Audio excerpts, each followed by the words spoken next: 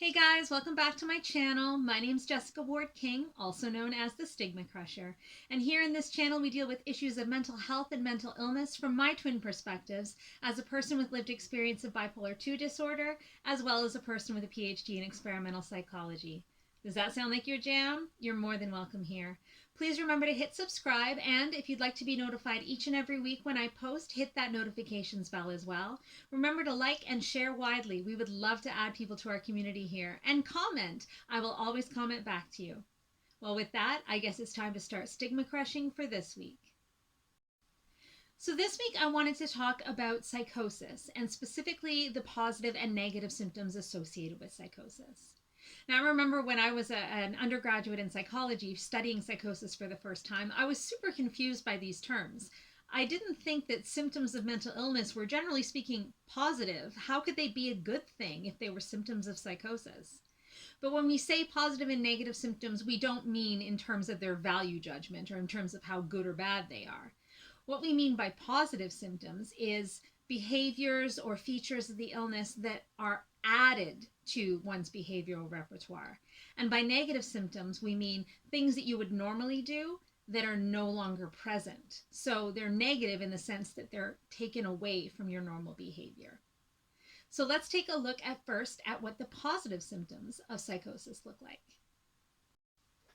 So psychosis is a feature not only of schizophrenia, with which it's most commonly aligned, but also a variety of other illnesses as well.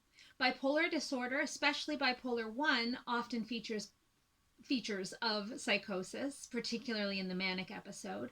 But depression itself can also be depression with psychosis, and therefore psychotic symptoms can appear in depression as well. Schizoaffective disorder is kind of like a mashup between bipolar disorder, depression, and schizophrenia that has features of psychosis in it as well. And even PTSD can feature the symptoms of psychosis. So when we talk about psychosis, we're talking about a variety of different illnesses. But what psychosis is really characterized by is its positive and negative symptoms. And mostly it's associated in, normal way that we think about mental illnesses with its positive symptoms. And that's what you'll often see on the movies and TV shows that feature characters that have psychosis. So the most famous positive symptoms are hallucinations and delusions. We commonly think of hallucinations as seeing something that isn't there.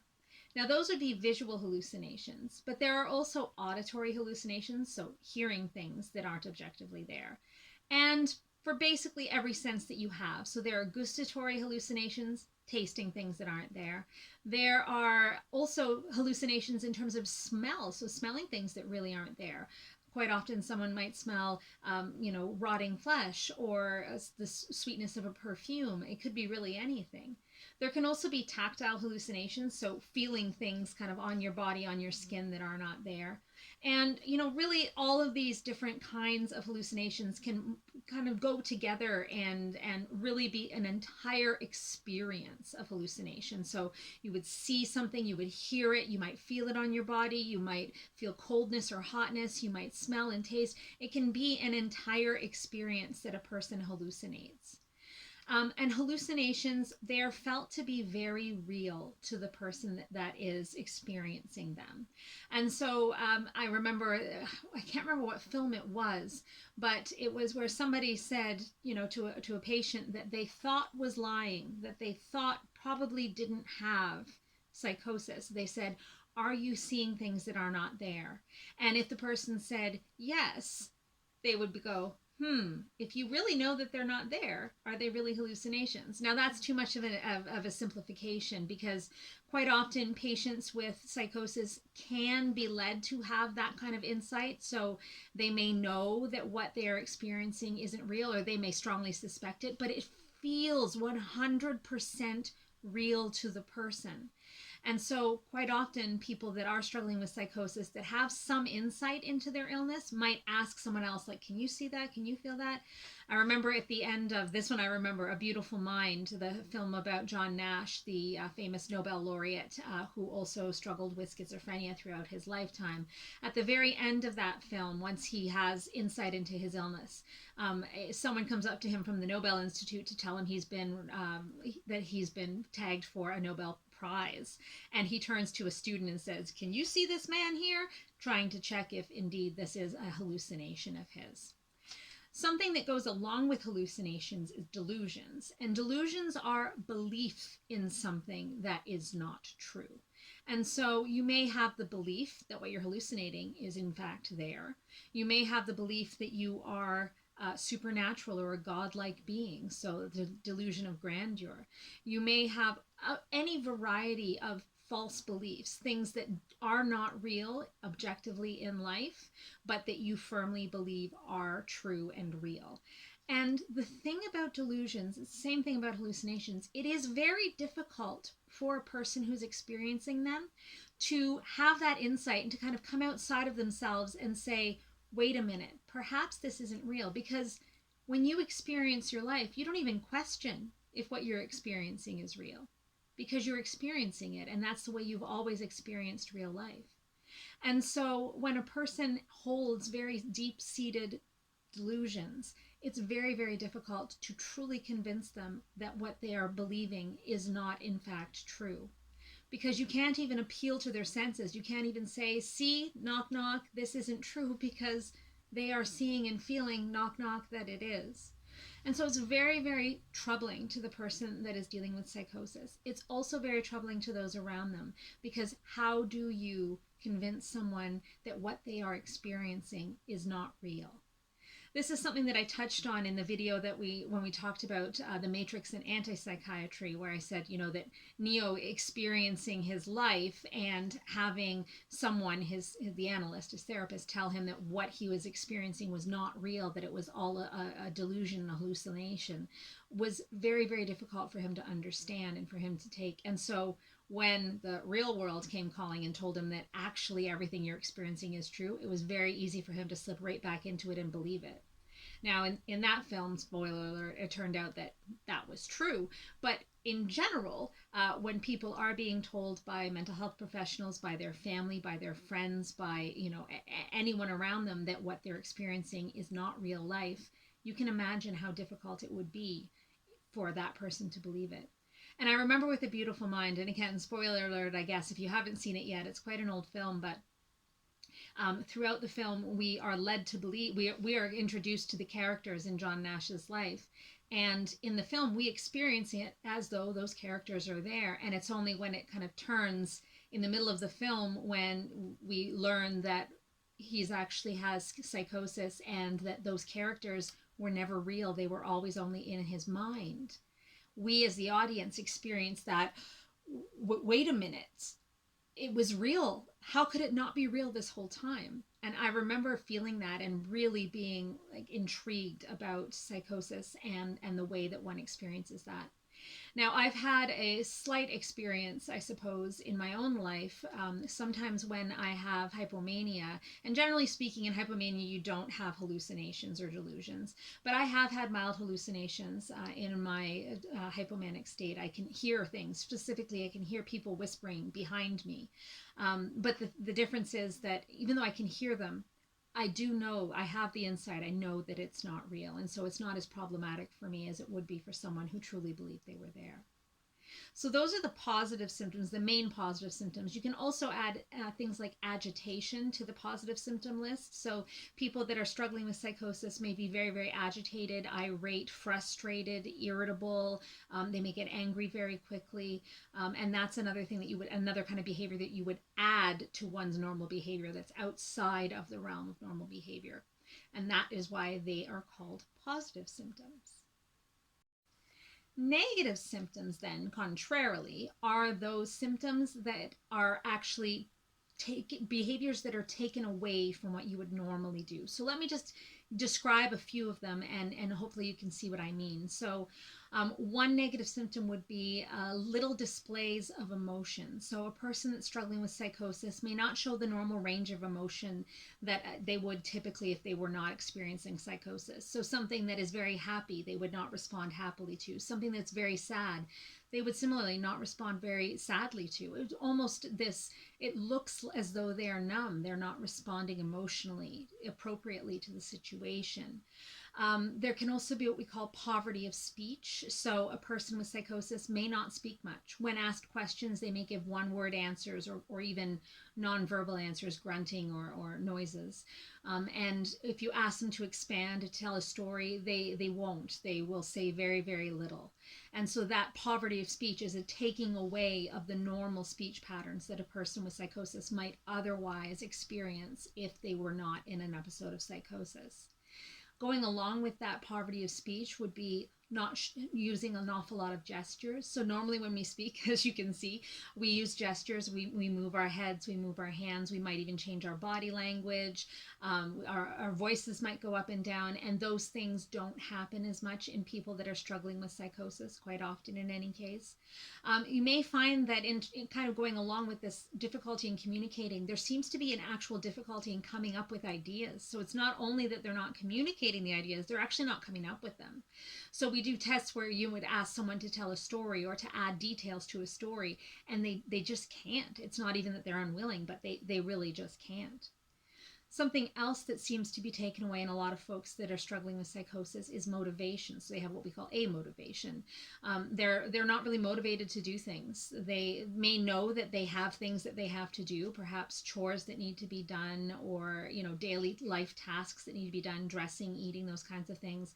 And the motivation simply isn't there. They prefer just to sit quietly, almost listlessly, not speaking, as I mentioned, not coming up with ideas. There's also anhedonia. And now you may notice amotivation and anhedonia are also symptoms of depression. And that's why we find that that psychosis, that mood disorders, they do have a lot of overlap. And so anhedonia is not feeling pleasure when one typically would be feeling pleasure. So not finding pleasure in the things that they normally find pleasure in doing. And that could be in terms of, hobbies or interests. It could be reading. It could be watching TV. It could be, hanging out with friends. Anything that would normally give them pleasure, they don't get pleasure from. There can be a lack of spontaneity of coming up with things to say or things to do themselves. They may be able to do things that they're told to do, maybe not with a whole lot of of ideas and exaggeration to it, but in terms of coming up with something they need to do themselves, it's very, very difficult. They may even have trouble initiating tasks, so they may know what they're asked to do, but then have trouble actually starting. If you get them started, they might be able to continue with it a little bit. But all of these kinds of these lacks of behavior are the negative symptoms that we see with psychosis. And the really interesting thing is that our antipsychotic medications are really designed to help stop the hallucinations, stop the delusions, calm the agitation. They're really designed and studied and developed to help the positive symptoms of psychosis. And that's very important because those can be very, very difficult symptoms to live with. But the negative symptoms are also extremely difficult to live with. They're not as overt. They're not as for lack of a better term, sexy. There's nothing exciting about these negative symptoms, but they're very, very difficult to live with. They cause a lot of disability in people that are struggling with psychosis, as you can imagine. But our antipsychotic medications are there to calm things down, to sedate people, to make them not as agitated, not as hallucinogenic, not as delusional. And they don't really do an awful lot. A lot of them don't do anything or very, very little to actually improve the negative symptoms that go along with psychosis. And so that's something that's a lot of research is now being done on. But as you can imagine, I mean, when someone presents to hospital, they're often presenting to hospital or to a psychiatrist or even to their family doctor with the positive symptoms, with the overt, I'm seeing things, hearing things, things that are believing things that are not there, agitated, irate, irritated. They don't often go to the doctor saying, well, I have amotivation, well, I have anhedonia, because those aren't the things that we are taught to look out for. Those aren't the things that we are taught are extremely serious. but they are. They're very, very difficult to live with. It causes a lot of disability, ongoing disability for people with psychosis. And you may notice, if you've ever had the opportunity to speak with someone who's struggling in an episode of psychosis, that they seem a little off. And that really is due a lot of the time to these negative symptoms, but these negative symptoms are not often treated or not treated as effectively. And you can see why we want to calm someone down when they're going to do themselves harm or when they believe things that are not true, and that might cause them to behave in ways that aren't rational. But it's really, really disabling when you can't start activities, when you don't have the motivation to keep going, when you can't come up with things to say, when you can't maintain relationships because you're not communicating properly. The last thing that I wanted to mention about psychosis, and this one I've alluded to it several times already, and it's that having insight into your condition. I mentioned already that it can be very difficult for a person with psychosis to have insight into their condition, for one thing, because they really are experiencing life in a certain way that other people don't agree with and doesn't bear out in reality. But it's also a part of the illness to have poor insight into one's own illness. And so you will often find that people that are struggling with psychosis will not trust doctors because the doctors are telling them what you're seeing and feeling and believing isn't real, and they can't see it. They will also often not wish to take their medication because antipsychotic medication isn't exactly the most comfortable thing to take. It can cause a lot of sedation. It can cause you to feel quite numb. It can cause you to sleep an awful lot. And it can take away some of the spice of life. It can really numb things down, dull things down. And so if you're not finding, if you don't have that insight into your illness, that what you're seeing and feeling and believing is absolutely not true, you find it difficult to take this medication that's really just taking away from your life and not adding to it at all. And so because they don't believe that there's actually anything wrong, or they can't see that there's something the matter with the way they're behaving and thinking and feeling, quite often people with psychosis will stop taking their medication. And of course, that brings back a lot of the quote unquote spice of life, but also the delusions, the hallucinations, the agitation, the very, very difficult behaviors. And so that's what caregivers and medical professionals quite often see is the person. It's very frustrating for caregivers because the person themselves will stop taking their medication and throw themselves into crisis again. And so into another, episode of full blown psychosis again, only to be, hospitalized, forced to take medication, and then the whole roundabout continues again because they'll be released from hospital, eventually stop taking the medication, and so on and so forth. And so it's exhausting and frustrating for caregivers. But you have to understand it's also frustrating and exhausting for the person with psychosis themselves, who doesn't know what to believe or who to believe, doesn't know what to feel or how to feel, finds they're living with these negative symptoms that's making their life not worth living, not feeling like a real active existence. And so it's very frustrating from their point of view as well. So I just wanted to say that about psychosis today. Let me know if you'd like to hear a video about antipsychotic medications and their applications. We don't just use them for psychosis, spoiler alert. I've said that a lot today. And let me know in the comments down below if you'd like to see that video or if you have any other ideas for videos that you'd like to see me do. Well, that's it for this week. Take care, everyone. Have a great week. Bye. Stigmacrusher.